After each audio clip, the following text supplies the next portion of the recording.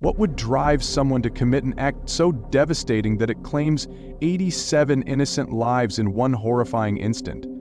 Today, we are unraveling the chilling story of Julio González, the man behind the Happy Land fire of 1990, a crime fueled by anger, heartbreak, and a troubled past.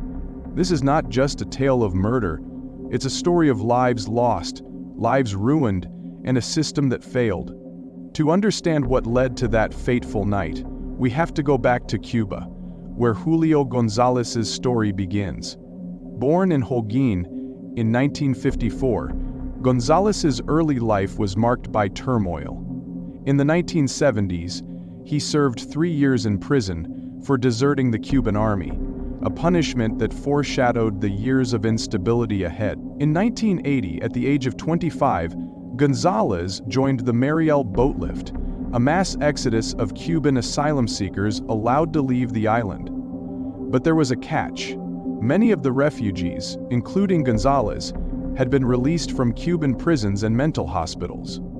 González reportedly faked a criminal record to secure passage to the United States. After arriving in Florida, González drifted across the U.S., searching for stability.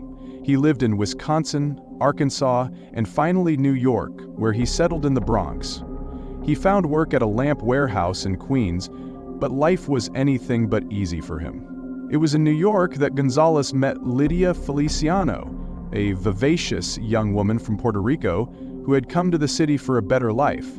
The two began a passionate but volatile relationship that would last 6 years. Lydia worked as a coat checker at Happy Land, a nightclub that served as a haven for the local Honduran immigrant community. But their love story was anything but romantic. It was marked by jealousy, arguments, and frequent breakups. Friends and family described their relationship as stormy, with González often displaying controlling behavior. Lydia had tried to leave him several times, but each time, he found a way back into her life. By 1990, she had finally decided to cut ties for good, a decision that would set the stage for one of the darkest nights in New York history.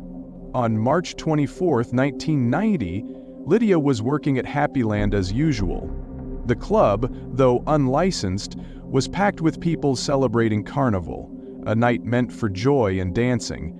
But for González, it was the night he'd confront Lydia one last time.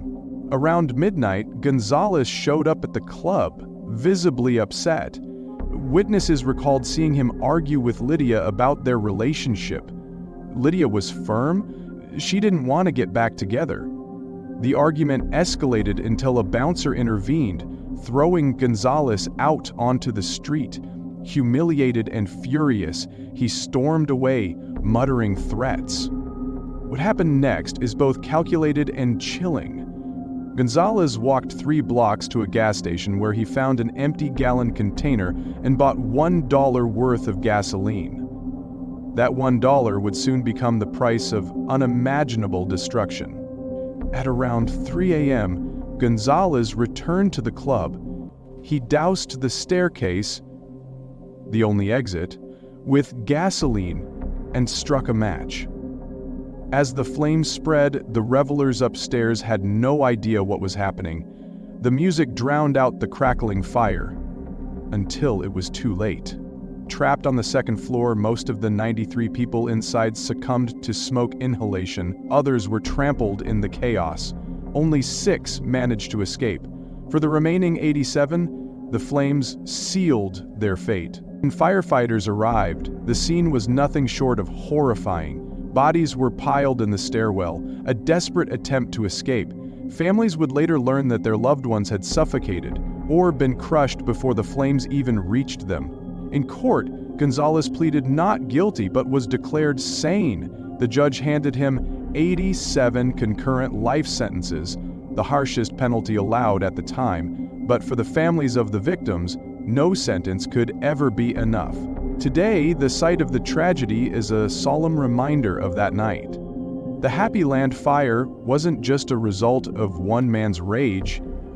It was a systemic failure, from lax enforcement of fire codes to the unchecked operation of illegal clubs.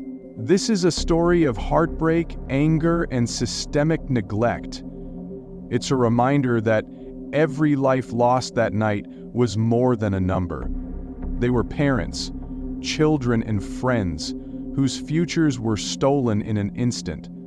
May we never forget the lessons of Happy Land.